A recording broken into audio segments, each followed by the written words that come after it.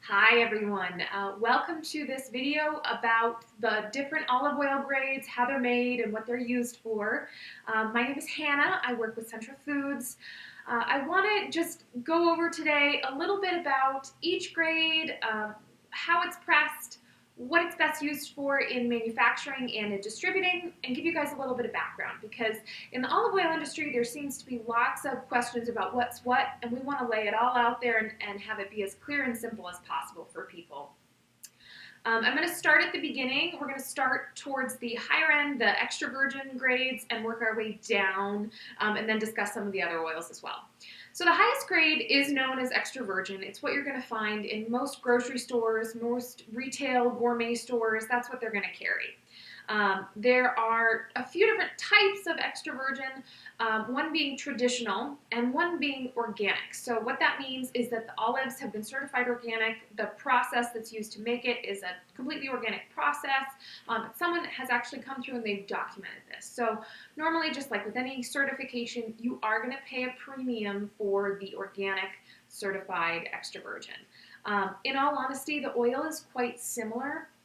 Not a whole lot of pesticides are used on olives and olive trees because they're a really hardy plant and they grow very well.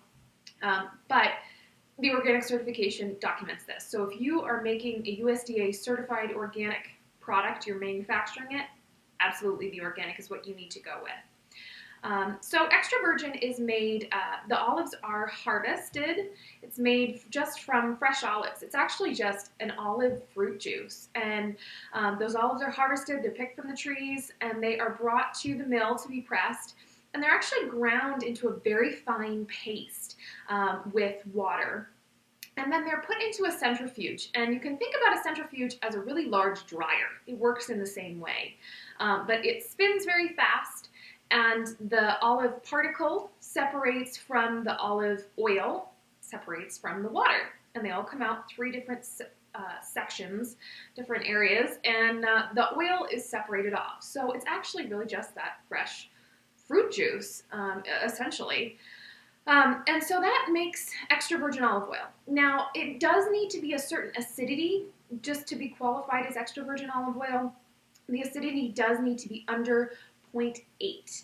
And so what that means is when they do the acidity testing, it needs to be under that acidity. If it is, and it meets all of the taste requirements, then it is an extra virgin olive oil.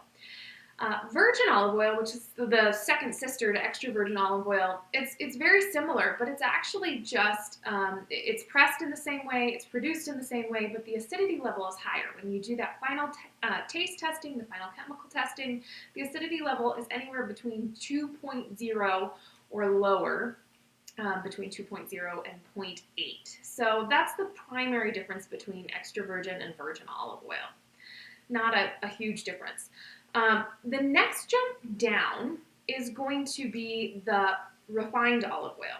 Now, refined oil is actually made by taking that virgin olive oil, and so, it's a slightly lesser grade than extra virgin olive oil. Maybe it's not the ideal perfect taste and the utmost premium quality.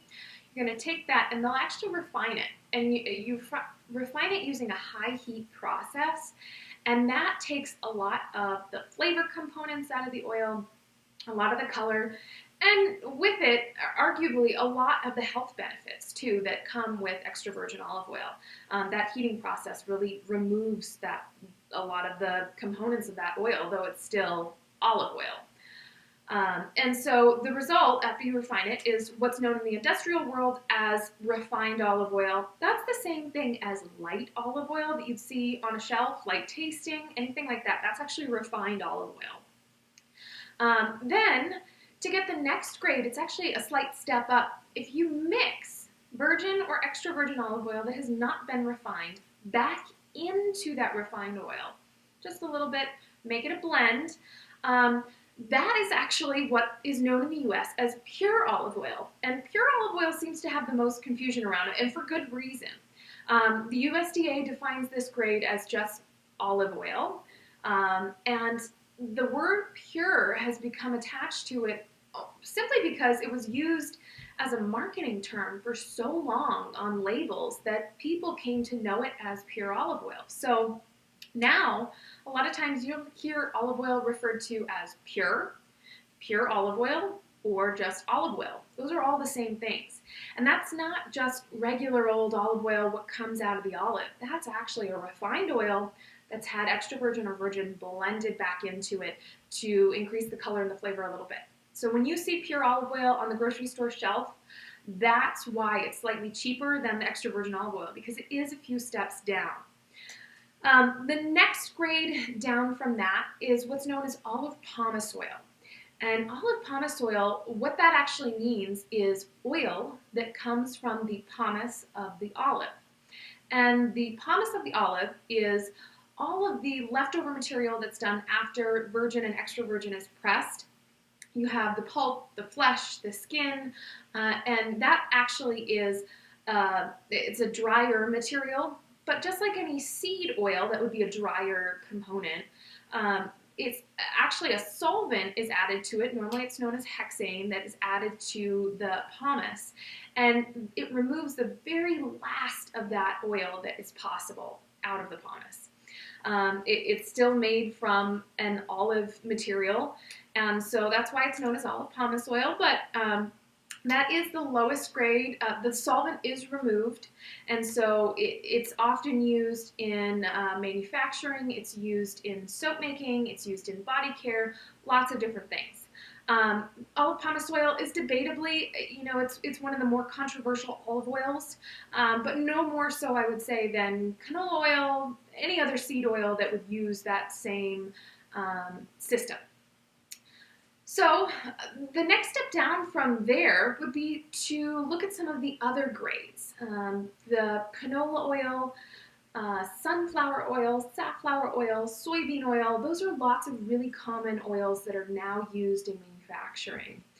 And then a very common thing is actually taking that olive oil, any of the grade, any different type can be used, and creating what's known as an olive oil blend. So what that means is you're combining two different oils to create a particular taste profile. Maybe you want to use both ingredients, or it helps lower your price. There's lots of different reasons, but a common blend that we see would be canola oil and extra virgin olive oil blended together, say in a 75% a 75% canola oil, 25% extra virgin olive oil. That's a common blend. Those blends are used by food manufacturers, they're used by food service providers, distributors.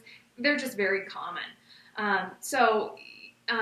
You can really use any of those different grades. If you decide you'd rather just go without the olive oil, you want to go with a different grade of oil, there are lots of different grades that are good to choose. As I mentioned, canola oil, right now non-GMO is really big on the market, especially in the natural and whole foods marketplace.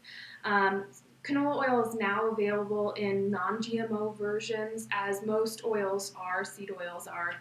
And just a note, olive oil is naturally non-GMO. So you can get lots of different kinds of canola oil, expeller pressed, which means it is a mechanically pressed oil, just like extra virgin olive oil, that does not use that solvent. You can get expeller pressed non-GMO oil, which is expelled using mechanical means and then only uses non-GMO seeds. That's another option. Same kind of things with the safflower oil, sunflower oil. Those are both seed oils that are very light tasting. They're used a lot in frying or other high heat purposes. And then soybean oil, which is a common oil to use. It's kind of considered the lowest grade of oil that you can use in food manufacturing, and it's normally used in the past in very high volumes. We've seen a move towards the natural food marketplace in the past 5 years, so it's much more common to see olive oils and canola oils used in different ways. If you have any questions about these grades or these blends, how they're made, what they're good for, feel free to get in touch with us.